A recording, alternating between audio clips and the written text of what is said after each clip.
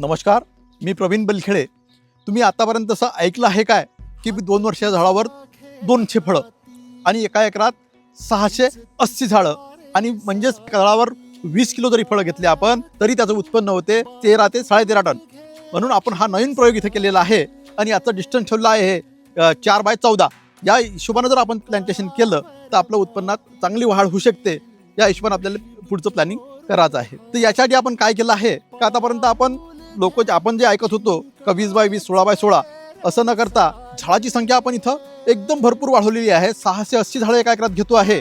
त्याच्यामुळं आपलं ॲव्हरेज उत्पन्न आहे हे भरपूर वाढणार आहे. आणि दुसरी विशेष म्हणजे या झाडाला आपल्याला आपण ज्या कैचीसाठी फार मोठा खर्च करतो ते कैची पण इथं लागणार नाही आहे. आणि फळाची साईज जी आहे जे मार्केटला 1 नंबर 96 आपण जे म्हणतो 141 196 तेच फळाची साईज आपल्याला इथं या झाडावर 200 फळं दिसत आहे. म्हणजे 200 जरी फळं पकडले आपण त्याचं वजन 40 किलो होते, पण आपण ॲव्हरेज 20 किलो पकडत आहे.